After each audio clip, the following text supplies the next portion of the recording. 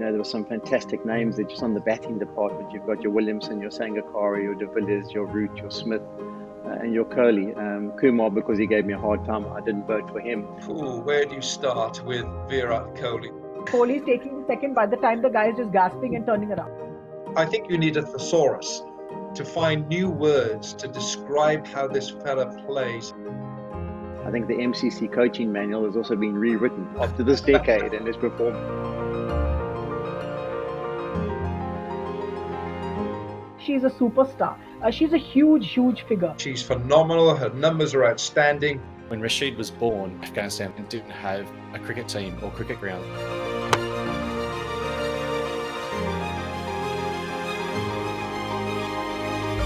And the winner is...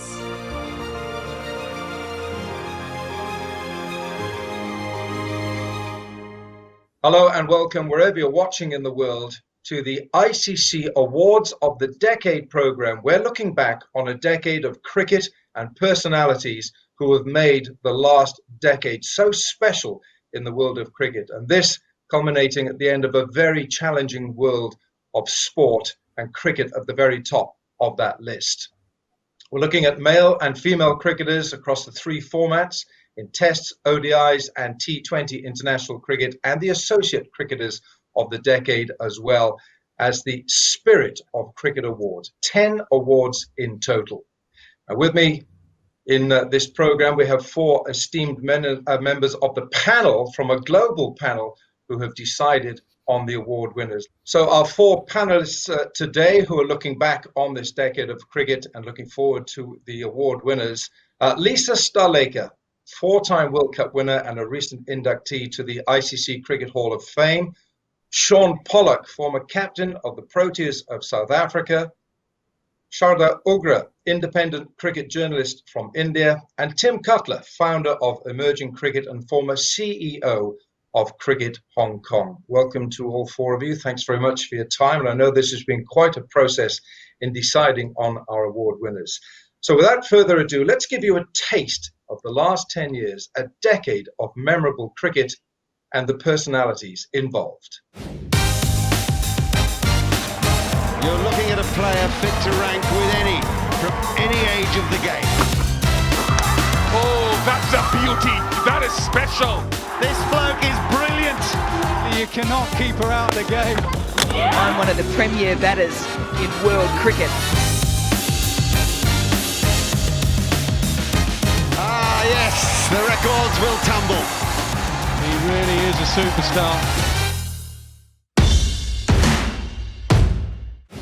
So let's begin with our first award of 10. This is for the ICC Men's Associate Cricketer of the Decade.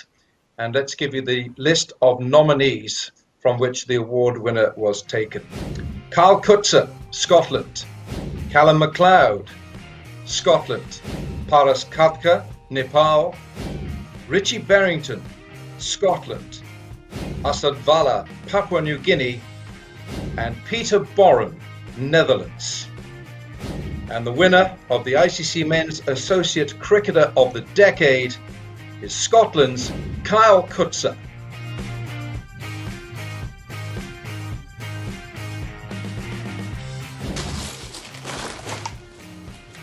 Oh wow, that's brilliant.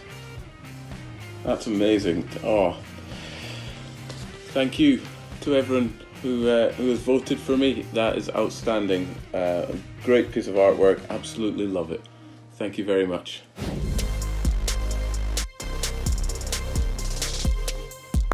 What a good hit this is. Brilliant stuff. Quality.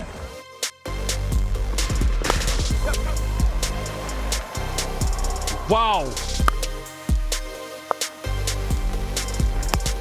Excellent work from Carl Coetzer, the first Scottish century at a World Cup. Kyle Coetzer, a prolific scorer of runs. He was the ICC Associate Player of the Year for 2019. Let's come to you first, Tim Cutler. As former CEO of Hong Kong Cricket, I guess you would have seen a lot of Kyle Coetzer over the years.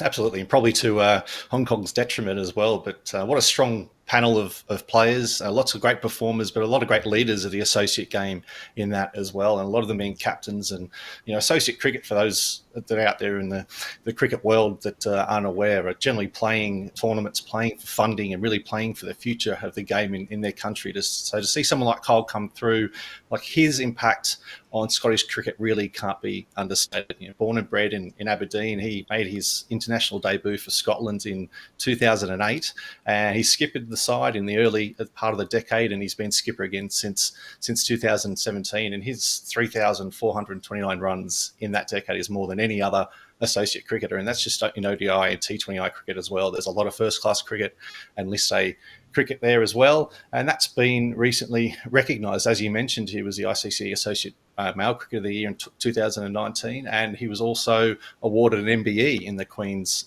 Honours List in 2019 as well, so a fitting winner. Sean, let's come to you. How much of Kyle Coetzer have you seen over your years as a commentator? Yeah, we've seen quite a bit of him, haven't we, Wilco? And he was well deserving of this award. I think you also, when you look at the associates, you always tend to try and get a feel for how they've performed against the test playing nations. And if you look at his facts and figures, it's very, very similar between the associates and also against the test playing nations. I can remember the game where he got, I think it was about a 60 odd against England, that fantastic win that they had in Edinburgh. He was actually captain on the day. And yeah, well deserving. I've had a bit to do with him also on some committees, a fantastic individual. But I think maybe just those 2 or 3 years that he spent in South Africa where his game was finely tuned was probably key for his career. Let's bring an Australian theme into it then. Lisa, have you had any influence on Kyle Coetzer, or have you just seen enough of him to make an opinion of the quality of player that he is? I've seen probably bits and pieces of him, and what I really admire is how strong he is down the ground. But he's got an ability to get into his innings, and that's why the numbers that Tim said kind of stand out. It doesn't matter who the attack is, he's got a very clear, simple plan, and he's been able to execute it for a long period of time. Sharda, let's get a comment from you. We can dish out numbers here, and he's been prolific in this decade, Kyle Coetzer, but is it much more than just numbers for you? I think because he's an associate cricketer from an associate country, you forget that he's been playing for 17 years. He's been around for 17 years. So that makes him in the cricketing community one of the senior statesmen. And when you hear him speak and when you hear him talk about the things that he said, there are things that everyone across cricket, all the young players need to hear. He talks about for an associate cricketer to be playing for this long, it's a massive feat. Thanks very much, Sharda. So let's move on then to our next award, which is the ICC Women's Associate Cricketer of the Decade. And let's give you the list of nominees. Once again, it's a strong list of candidates. And Thailand very much represented here. Nathakan Chantam of Thailand, Sonorin Tipo, Thailand, Chanida Suthirang, Thailand, from Scotland, Catherine Bryce, Scotland, Sarah Bryce, and from the Netherlands, Ster Callis. And the winner of the ICC Women's Associate Cricketer of the Decade is Catherine Bryce of Scotland.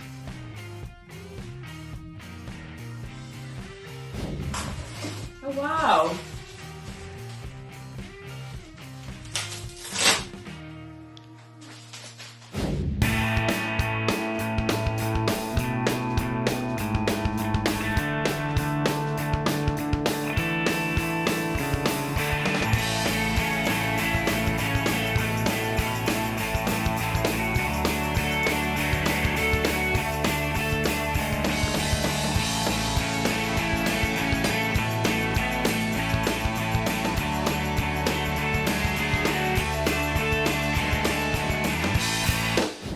Scotland's Catherine Bryce is the ICC Women's Associate Cricketer of the Decade. Lisa, I'll come to you first.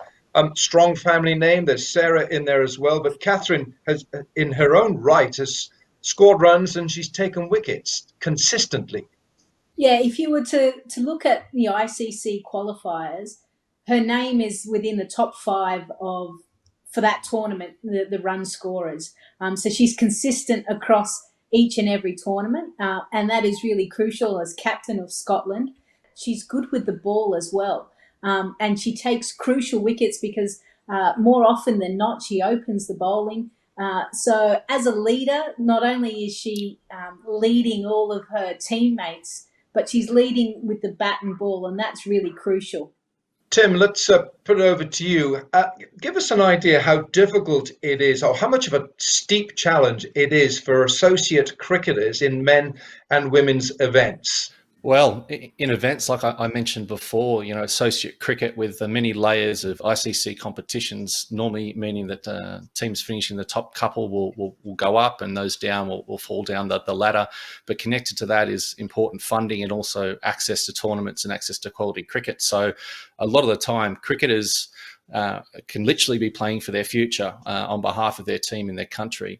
And so for someone like Catherine Bryce, who was picked for her country at age 13 in 2011, we may think a 23-year-old winning player of the decade, but the fact is she's been performing for her country the entire decade. It's just amazing. So when her and her sister Sarah went to university, it was, yes, to play cricket down there, but to study sports science in Catherine's sense. And for Sarah, it was on the law side, I believe. But in that, we saw them both be standout players in the Rachel Hayhoe Flint Trophy that just completed, and both have been offered full-time contracts from the ECB, and Catherine's going to be playing for the Trent Rockets. So in the 100 when it gets underway next year. So the opportunities for associates there's a slim in tournaments, but they really need to be taken because of how important they are. And for a player like Catherine, who's also taken her opportunities at the associate BBL rookie program, spent some time with the Stars down in Australia, and has been skipper since 2018. So we think of some famous captains in the past who started their captaincy career at age 20, the likes of Graham Smith and whatnot. I think in the future we'll be talking about Catherine Bryce. And if we've got a player that could be in line for player of the decade of the 2020s, I think Catherine Bryce will only be in her early 30s looking back. So it's it's huge for Scotland to take both associate awards, but just amazing for Catherine Bryce herself. Polly, a final word with you on Catherine Bryce. We've talked about captaincy at a young age. You were a young captain. How daunting is it to have that job? Yeah, it would be massively daunting, but I suppose the fact that she's been playing since she was 13, when she got to 18 or 20, she would have felt like a seasoned campaigner. The one thing, we haven't got to see much of her, in my experiences, but I just looked at the facts and figures, and wow, are they impressive. For a young lady to have achieved what she has already in the game, what a perfect start. Both averages in the batting and the bowling are sublime. So you would think she's going to go from strength to strength. And, I think as an associate cricketer, I think the key for the teams to be performing well is always to have some good all-rounders. And Scotland very fortunate to have her. So we'll have to watch the space and see what she can do for Scotland going forward. But the start of her career has just been immaculate. I thought we were going to hear about the South African influence on Catherine Bryce then, but we'll move on quickly, Polly. Let's move on now to our next award, and this is for the ICC Men's T20 International Cricketer of the Decade, and a fine selection of nominees here. Let's go through that list for you. Rashid Khan, Afghanistan. Virat Kohli, India. Rohit Sharma, India. Imran Tahir, South Africa. Aaron Finch, Australia. Lasith Malinga, Sri Lanka. And Chris Gayle, West Indies. Now, how do you pick a winner from that list of cricketers? But the ICC Men's T20 International Cricketer of the Decade has been voted, and it is Rashid Khan.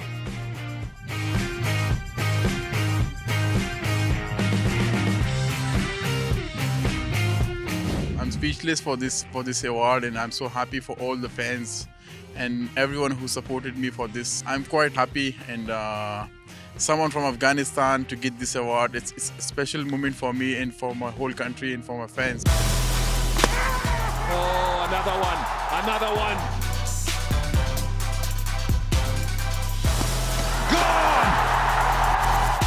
Gone! Through him! Look at the 17-year-old. He's got him.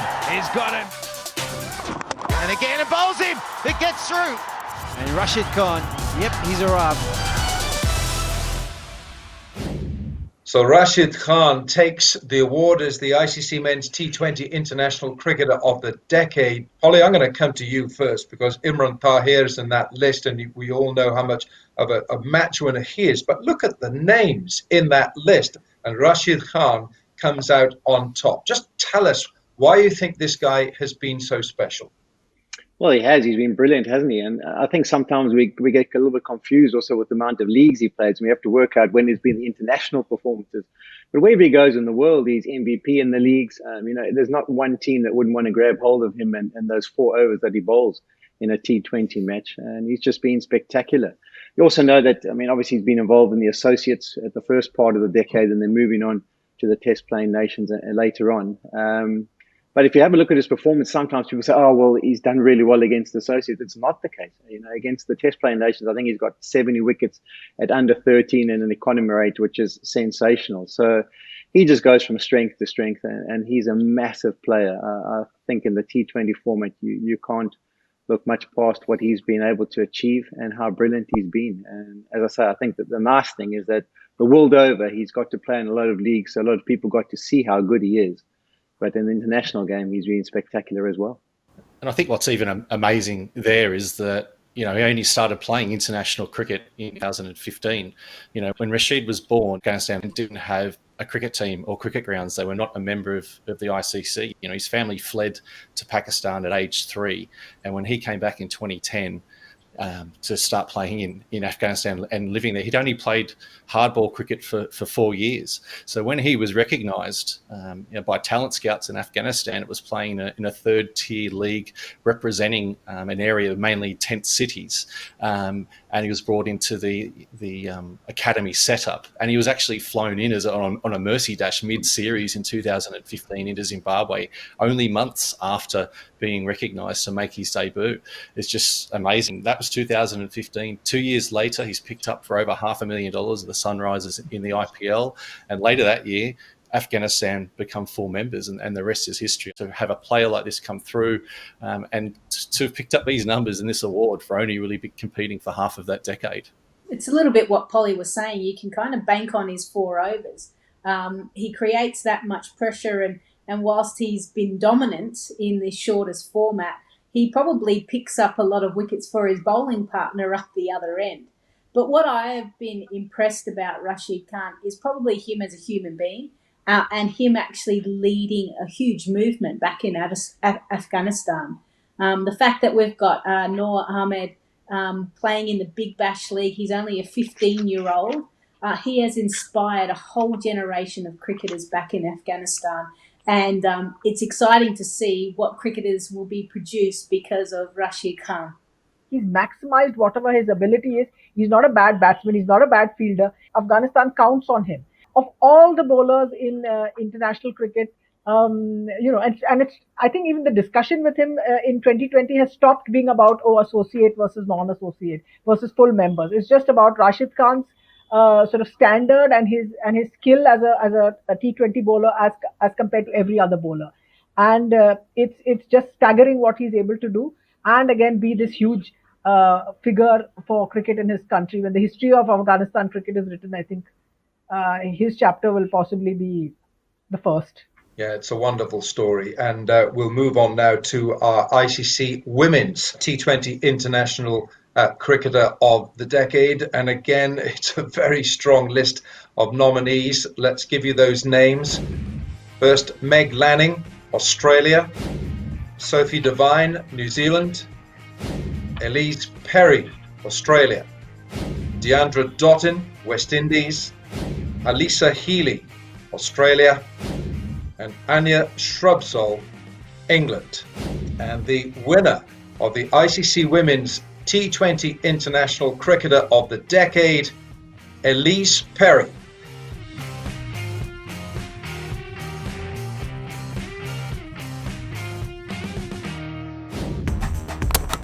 Oh, you beauty. What a delivery that is. Perry. It sounded nice off the bat, and it's gone a long, long way.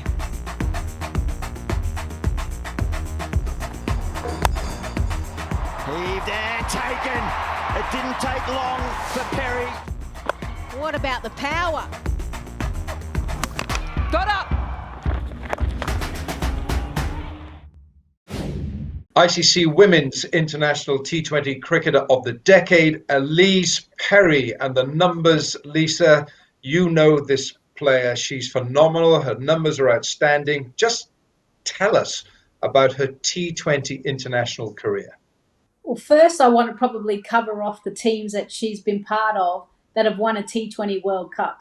So 2010, 12, 14, runners-up in 16, one back in 18, and then obviously 2020 here in Melbourne. You look at some key moments in those T20 World Cups and even the T20 international matches, and she always is there and thereabouts. I can remember 2010 in West Indies where she stuck the boot out against Sophie Devine to win Australia that match after posting a low total.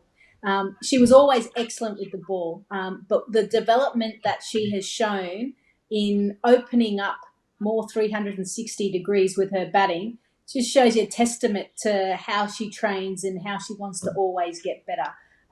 So yeah, I was personally surprised. I didn't think that she'd win the T20 Women's Player of the Decade, but when you look at the numbers, it is pretty amazing. It's almost like you look back to the era of the great all-rounders, and she sort of feature in there when you're going to decide who are the great all-rounders of the game. It would be crazy if her name was not mentioned. And she has been a multi-sport player, and she's a superstar. So the sense of responsibility is, because I'm assuming that Lisa probably knows her better, is that she has, as all women cricketers do, they are all in, whenever they are on the field, because who knows how every match is, what the future is going to be. And in a way, her generation of player, and she's a leader of that generation, is the one that has transformed the women's game itself, into professionalization, into a T20 league that is the most popular and the most sought after women's T20 league in the world. She's a huge, huge figure. The names that she has won alongside, they are also massive stars. Deandra Broughton, everybody knows her story. But I think for her all-round talents and her all-round game, Elise Perry has just been fantastic for women's cricket. If you look over the performances over all the years, you just know she's a quality player. But I think the key in the T20 format is she's often at the business end of the game where she has to make a difference, whether it's ball in hand or coming in the middle order. And that's where she's been phenomenal.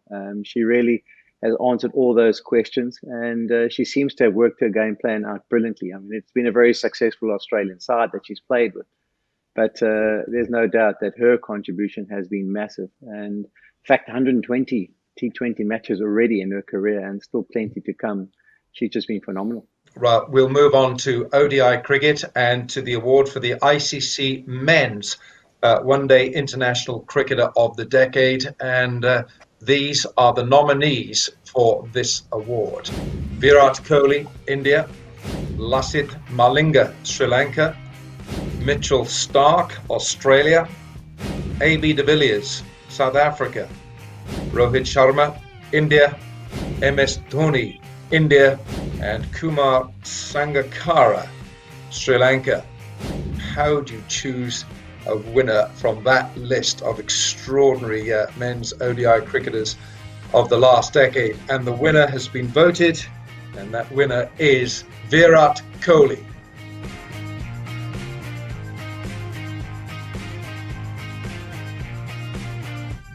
Happy and honored to get this award.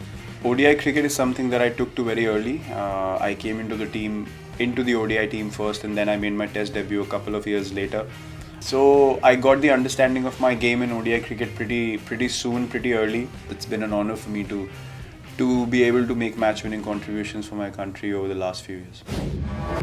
This bloke is brilliant, and this is when he comes to life. Virat Kohli getting into his groove.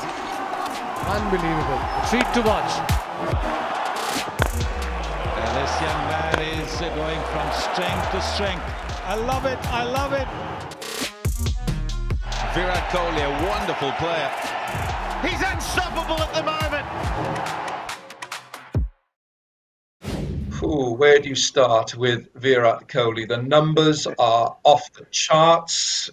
Over 10,300 runs in this decade, averaging just a shade under 62 with 39 centuries. Oh, you could go on and on and on. The fastest batsman to 8,000, 9,000, 10,000, 11,000 ODI runs. So I'm going to ask Sean Pollock. Polly, where would you bowl to Virat Kohli then? Yeah, good question, Wilco. No, I just think, as you say, the numbers are phenomenal.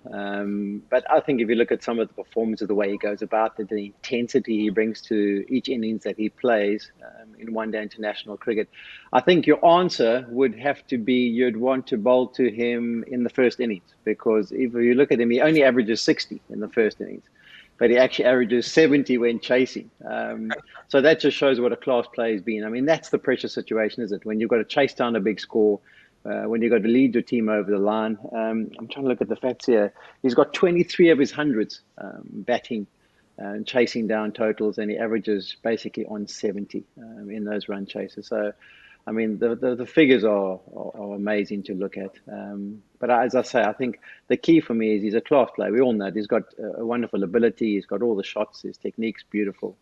But the intensity and the mindset that he brings to each one-day international innings, I think that's been the key. And it's been the key for a lot of India's success. So, you know, there were some class names on that list, but I think in the ODI format, he does stand head and shoulders above what else we've seen. One thing that I love about Virat is not only his batting, and Polly's kind of given his numbers, which are outstanding, but his intensity in the field.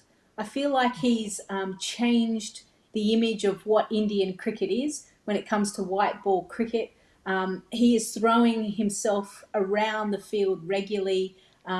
His throws have always got, you know, a lot of spice to it, hard, fast, and he's always looking to change the game, whether it be with bat, but more often than not as a leader, but also within the field. And because of those qualities, the Indian cricket side, whether it be in test or in white ball cricket, are a side that's tough to beat, and he is certainly leading the way. You've got two kinds of captain. The ones that sort of lead and the ones that push and the ones that pull. He's a puller. He's just sort of pulling everybody along with him. He's leading. That's the way he leads. The only thing that happens, and people joke about it, that if his partner is not a very fast runner, he's done for. Because, you know, Kohli is taking the second by the time the guy is just gasping and turning around. But fortunately, we don't have that. We don't have that many. India doesn't have that many slow runners in the one-day game. The other great part about his ODI batting is that it's not like he's playing your 360 shots. He's playing orthodox cricket shots. You've got to check the number of sixes he's hit. I should have, unfortunately, I did. They're not that many as compared to. Literally, he follows the old formula of find the gaps. He finds the gaps and he knows how to work the field around. So that is also a really interesting part of his game, because he belongs to this generation where you have unorthodox shot making is celebrated. It's like he just plays cricket the way it was played. You put him in a one-day game about maybe 25 years ago, he'll be playing those shots. That's what he'll be playing. Lovely, thanks very much. So let's move on now then to our next category, which is the ICC Women's ODI Cricketer of the Decade. Once again, the list of nominees is just staggering. So here we go with the nominees. Meg Lanning, Australia. Elise Perry, Australia. Susie Bates, New Zealand. Stefani Taylor, West Indies. Mithali Raj, India. Julan Goswami, India. And the winner of the ICC Women's ODI Cricketer of the Decade, Elise Perry.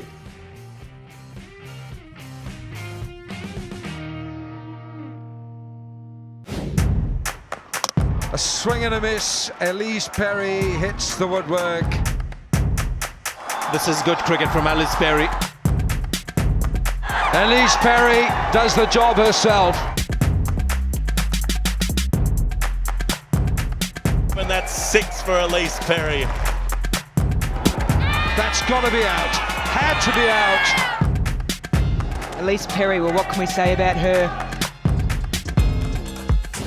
Elise Perry, the ICC Women's ODI Cricketer of the Decade. Lisa, this is all yours now.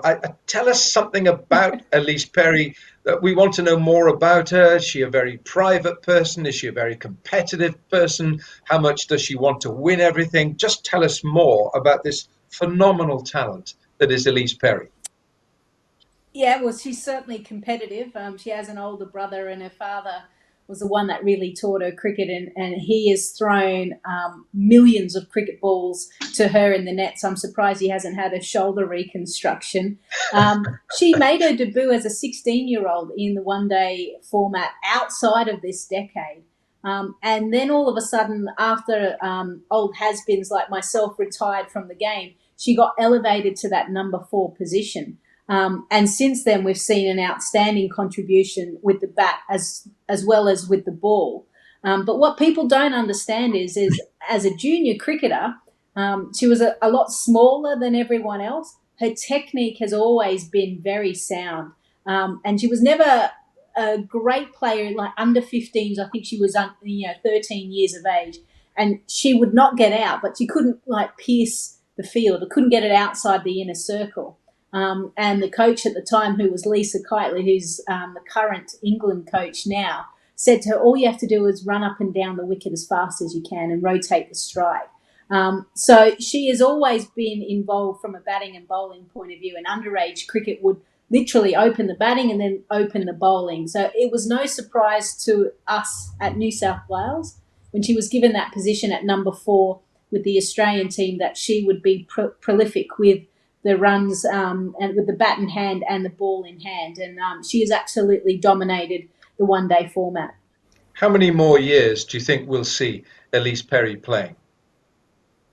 Oh, she's had a couple of injuries now. She's hit the 30-year-old mark, and things are being a little bit more difficult from a body point of view.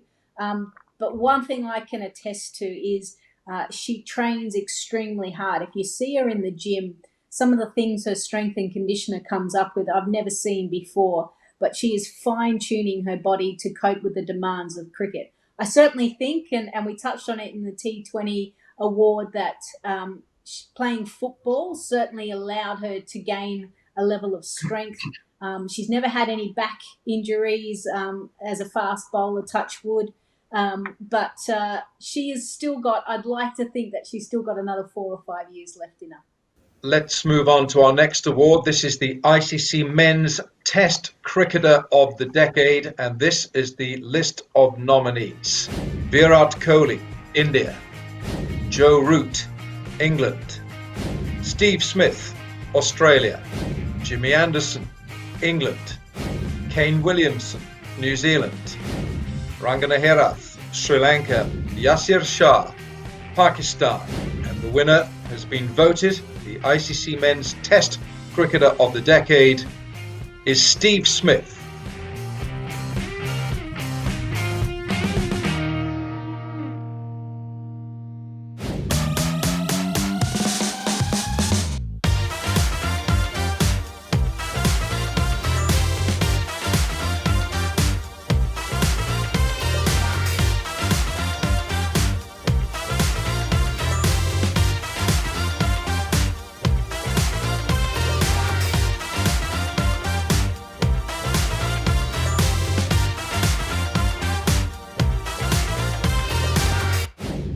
Steve Smith with phenomenal numbers of runs, over 7,000 runs in 69 tests in the period we're looking at, averaging 65 with 26 centuries, and you could go on and on and on. Polly, I'm going to come back to you as one of the best bowlers ever to come out of South Africa.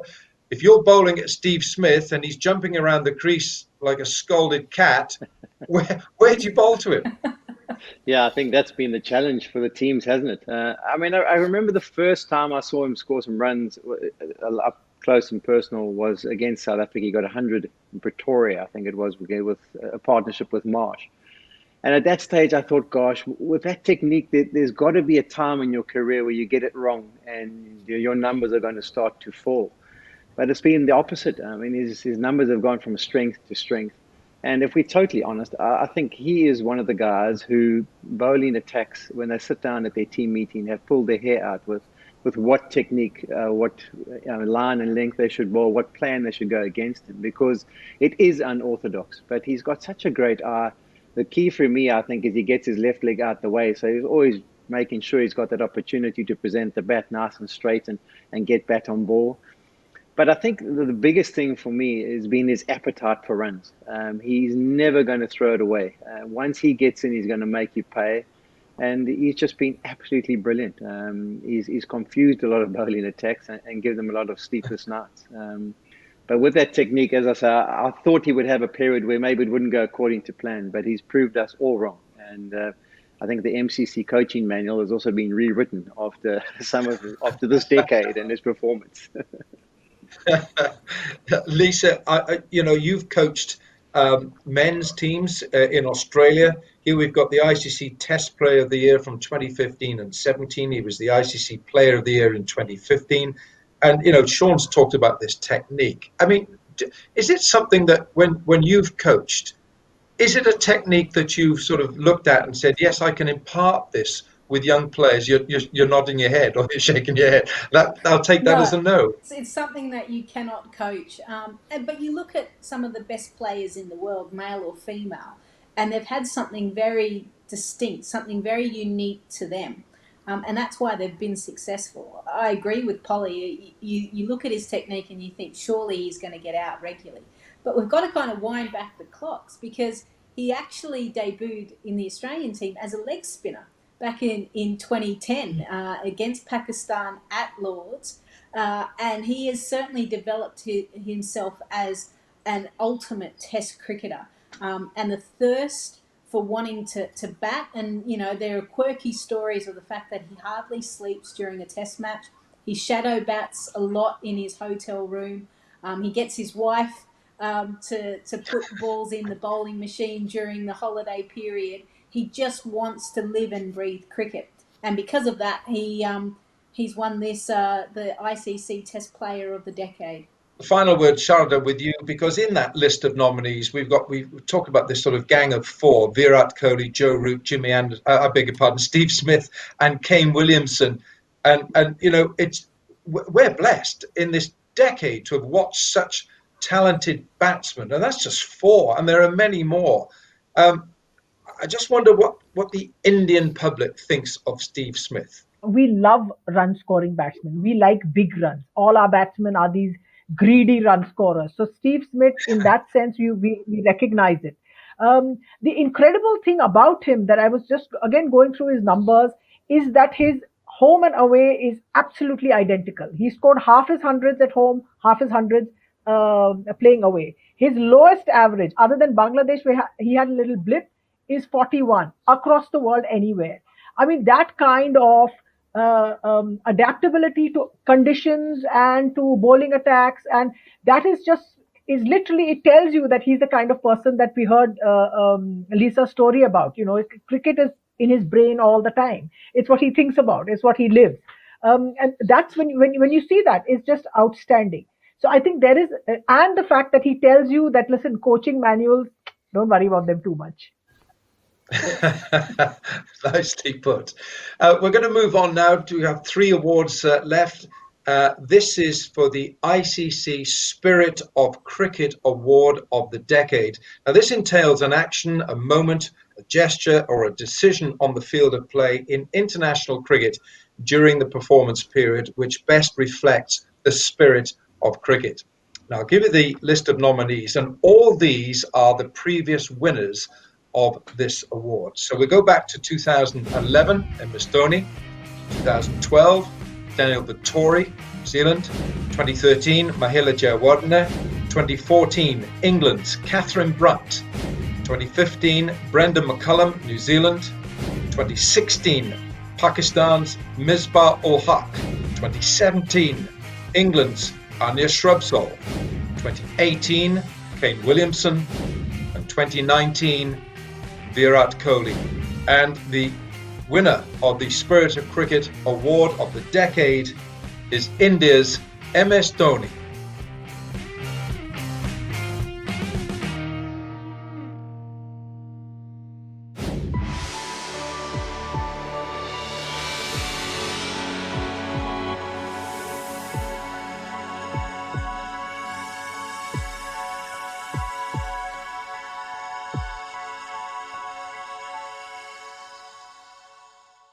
Yes, 2011, the England-India series, second test, Trent Bridge, Nottingham, and MS Dhoni recalling Ian Bell back. I just want to come straight to you here, Sharda, because I was there at the ground, but I want to know what the reaction was from the Indian cricket public for that decision by MS.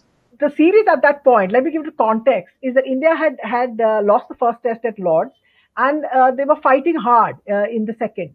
So the moment is that if you're going to let a frontline batsman off like that, it just looked a little strange. We were a bit perplexed by it. But now looking back in hindsight, you think, all right, that was a noble thing to do. In the larger scheme of things, it was one event. India lost the series 4-0. So it didn't turn the tide of the series as such. So, but we do remember that it was a very bizarre afternoon.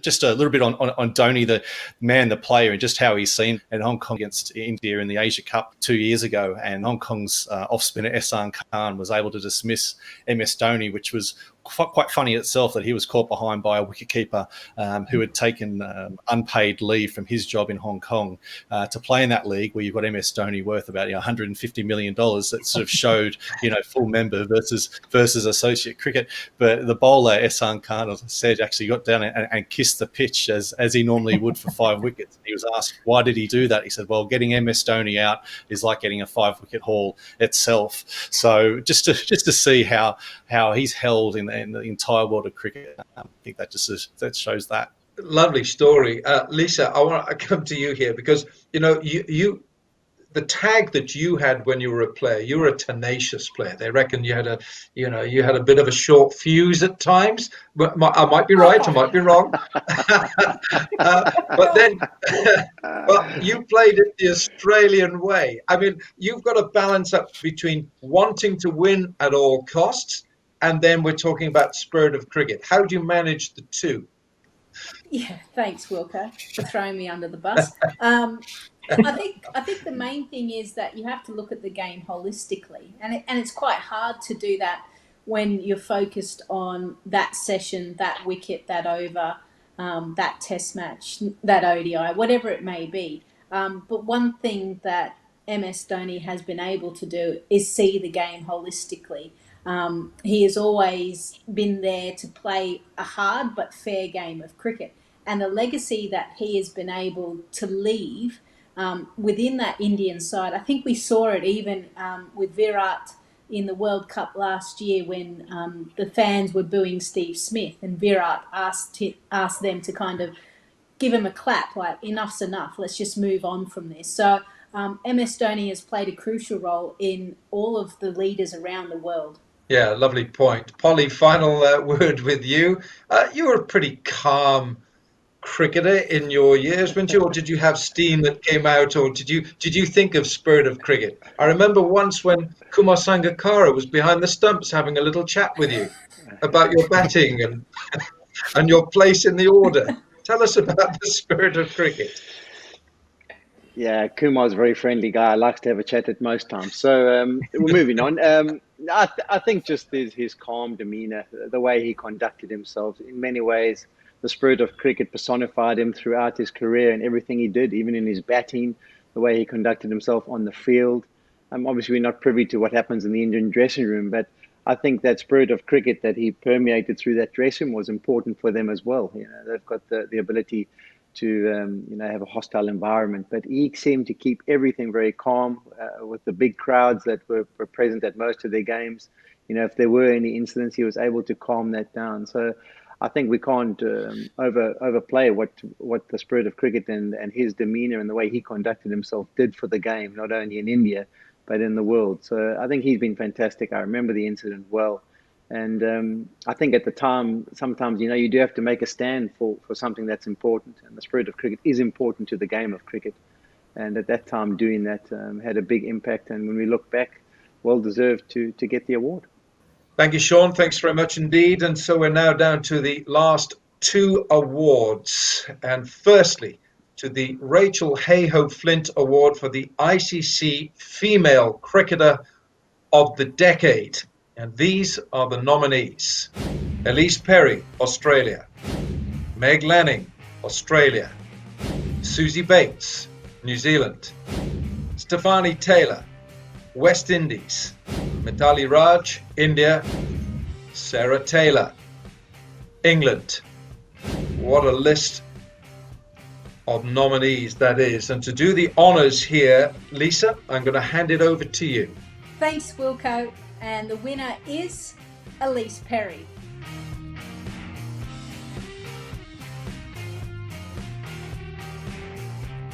Thank you very much. I feel incredibly honoured to be voted this, especially given just how many incredible players there are in our game, and it's been amazing to have the opportunity to play against and with so many of those players. Thinking back to when I started, it's been an amazing experience and privilege to have played for my country, and to do something that I absolutely love, and to be able to share that with teammates and amazing friends all over the world. But I think most particularly my family, and particularly my mum and dad and my brother, who have been amazing support for so many years, long before I was playing for Australia. I think also to think where the game has got to in the last decade. It's been a very special 10 years for women's cricket, and the development that's occurred across that time and in all formats of the game across every part of the world, and to see where it is now, and most excitingly where it could go in the next 10 years. It's been a really amazing thing to be a part of, and certainly the highlight of my career. So to everyone that I've had the chance to share 10 years of cricket with, thank you very much for making it so special, and to everyone who voted as well in the awards, I truly appreciate it. It's amazing to think that some of you have enjoyed watching me play cricket for a little while, so thank you so much for that, and all the best for the new year. And Elise Perry has struck. Nice. That has gone all the way. Another wicket to finish for Elise Perry. Elise Perry, well, what can we say about her? Cleaned up in a most comprehensive manner. Talk about coming to the party. Elise Perry. Well, she's taken the hat-trick of awards for this event, and whilst we've spoken about her T20 international performances as well as her one-day international performances throughout the decade, it is no surprise that she won the Decade Player of the Year in the Rachel Hayhoe-Flint Award. When you've been all-rounder for most of your career, whether it be in the school matches or the club matches, you always feel like you need to make a contribution. So if you miss out in one area, you want to make up and you want to play your part. But I've just loved the way she's gone about her business. I love her action. I love her batting technique. She's just a fantastic player, and she's just been remarkable over the big, long period that she's played for. And, that's what teams love. They love to have contributions from all-rounders that can play a massive part with bat and ball. And one thing's for sure, in the cricketing circles too, you often start your warm-up with a game of soccer. I reckon she's pretty up there with regards to who wants to pick her in her team, with all that international soccer experience she's had as well. Yeah, a true all-round cricketer. And final word, Sharda, just tell us how important these leaders are, at least for Australia, not just for Australia, but for the global women's game. How important are they? What they do, Wilco, is that they sort of change the focus of young people around it, as in like children. So when Elise Perry was asked at one point in her just before, who are your childhood heroes, and she said Mike Hussey and the football player Mark Viduka. Now the generation of players that are there, girls of this age, girls and boys of this age, you'll ask them who are your heroes, and they'll have all these names that we've given. Elise Perry, Meg Lanning, in all their countries, Susie Bates, Stephanie Taylor. That's what they've done. They've sort of shifted the focus to the women's game and the fact that it has its own identity and it has its own stars, and that is of a huge importance. And it's and Elise Perry has been literally the sort of flag bearer of the entire game, for the fact that she's an all-rounder, and across formats she has been so very successful. Thank you very much, Sharda. And so that leads us nicely into our final award, the 10th, and it is the Sir Garfield Sobers Award for the ICC Male Cricketer of the Decade. And these are the nominees: Virat Kohli, India; Joe Root, England; Kane Williamson, New Zealand; A.B. de Villiers, South Africa; Steve Smith, Australia; Ravi Ashwin, India; and Kumar Sangakkara, Sri Lanka. And the winner of the Sir Garfield Sobers Award for the ICC Male Cricketer of the Decade is India's Virat Kohli.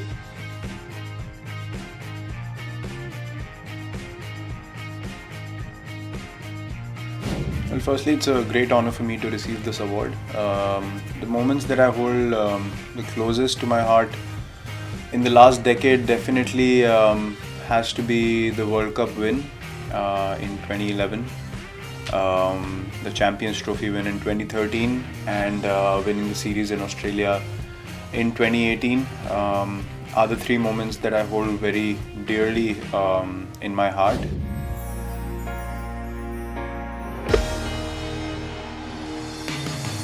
That's out of the middle. Kohli, good striking. Have a look at that. Hit high, hit hard, hit for 6, 50 for Kohli. He is a run machine. He's a genius with the bat. He can play all the shots. Look at that one. This bloke is brilliant.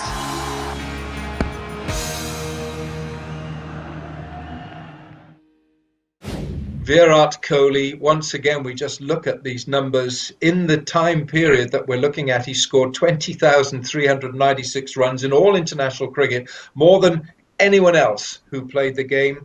He was, of course, a World Cup winner of the ICC in 2011 and the Champions Trophy 2013, ICC Cricketer of the Year 2017 and 18. And I think you need a thesaurus to find new words to describe how this fella plays. And Tim, you're pretty good with words, so put it in your own words, the influence over the decade that Virat has had on the world, on the global game.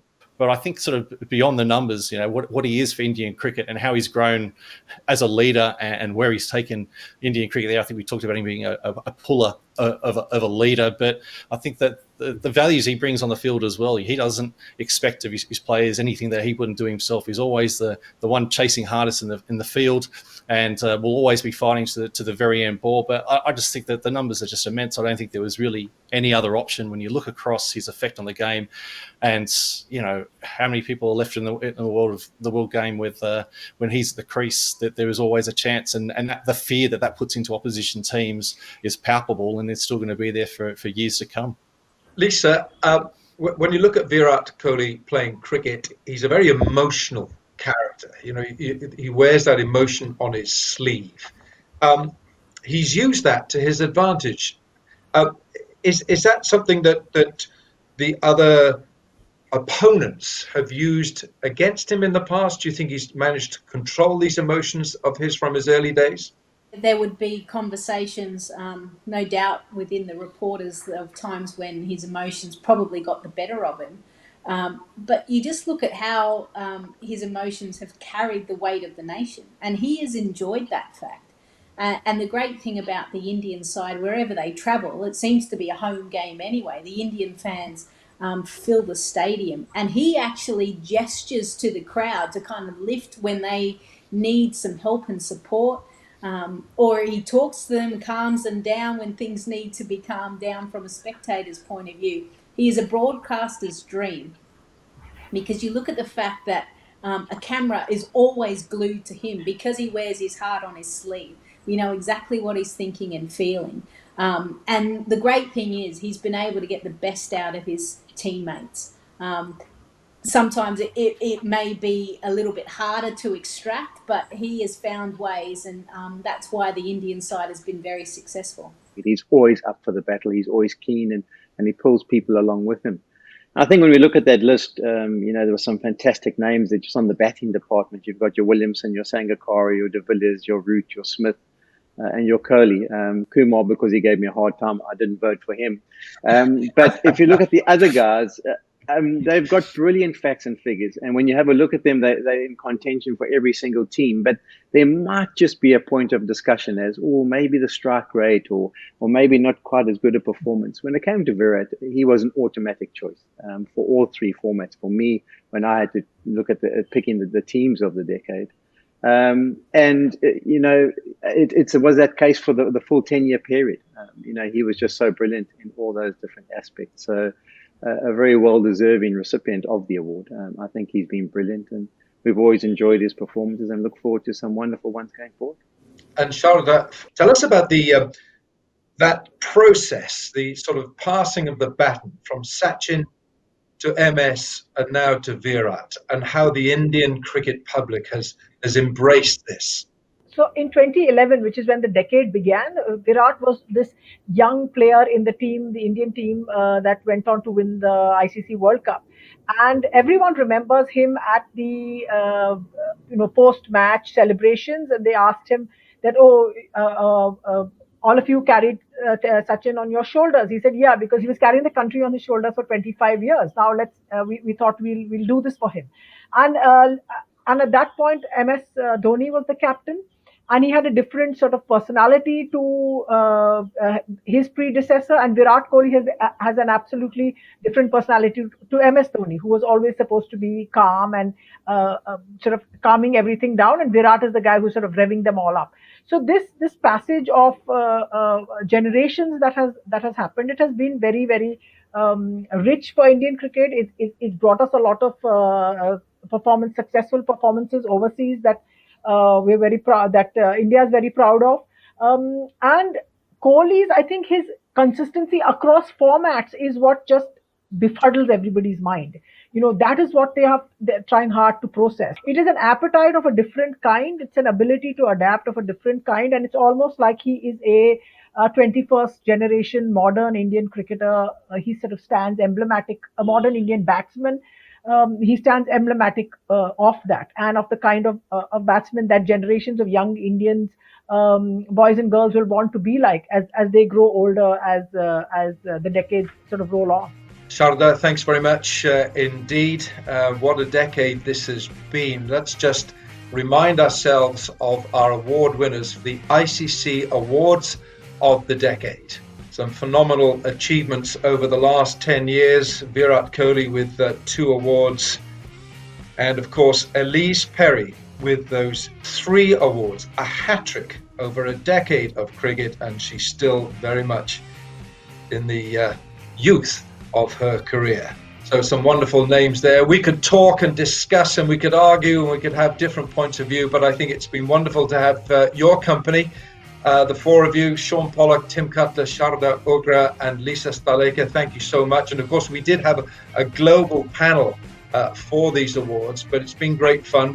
I think that's the great thing about this wonderful sport of ours, is that we can agree and we can disagree. And that's the beauty of the game, isn't it? And I just know that in this difficult year, this has just been a wonderful process to go back on the decade. So thanks to the 4 of you. And best of luck going forward. Let's all hope for better things in 2021.